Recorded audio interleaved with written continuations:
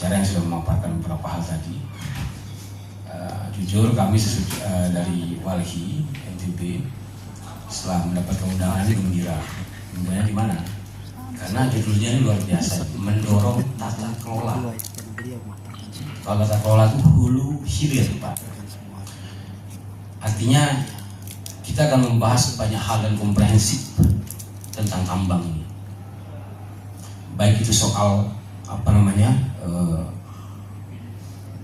ekosistem yang ada. Karena bagaimanapun kalau kita lihat NTB, ini dia terdiri dari gugusan pulau-pulau kecil.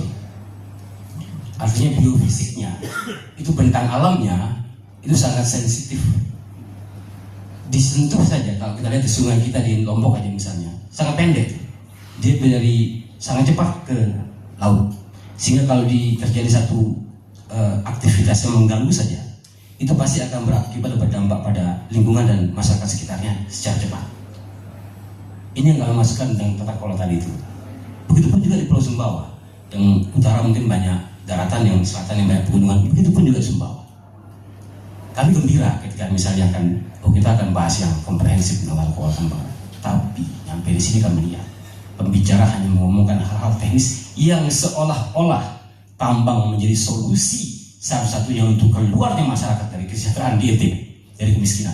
Padahal selama ini NTB masih dalam kungkungan kemiskinan, padahal pertambangan dan pariwisata itu menjadi salah satu dominan pendapatan asli daerahnya. Kenapa miskin? Mari kita bahas. Jangan-jangan ini kutukan sumber daya alam yang terjadi hari ini di NTB. Seolah-olah kemudian kita menganggap tambang menjadi salah satu solusi yang luar biasa. Padahal kita lihat, mari kita refleksikan. Hari ini bayangkan ratusan warga yang punya lahan pertanian di PT AMG, debit airnya berkurang, beralih dia punya pendapatan sejahtera. Apa ada reklamasi pasar tambang tadi yang dijanjikan oleh SDM? Tidak ada. Negara seperti tidak bisa berteguh lutut sama perusahaan ketika perusahaan tidak mampu melakukan reklamasi pasar tambang.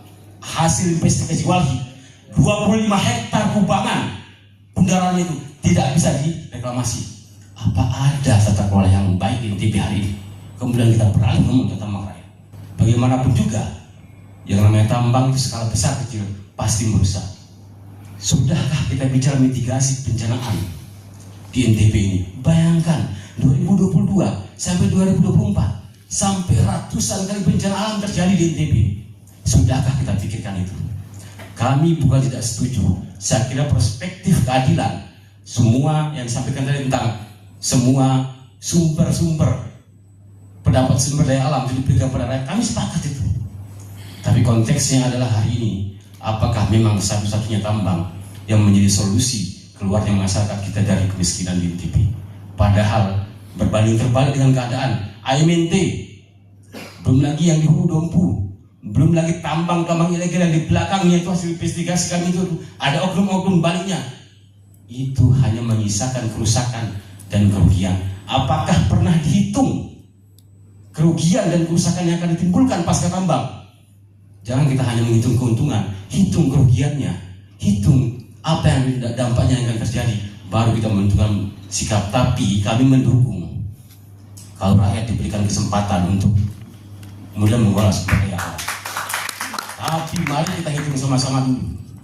Mari hitung sama-sama dulu. Kami gembira tadinya ini melihat mendorong tata kelola tambang ini, gembira kami.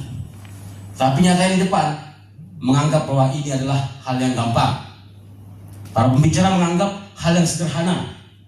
Padahal kita lihat bahwa sekali lagi saya bilang, tidak ada rumusnya ini NTB keluar dari kemiskinan dan pertambangan. Untuk itu sekali lagi kami mengatakan jangan-jangan ini adalah kutukan sumber daya alam. Terima kasih.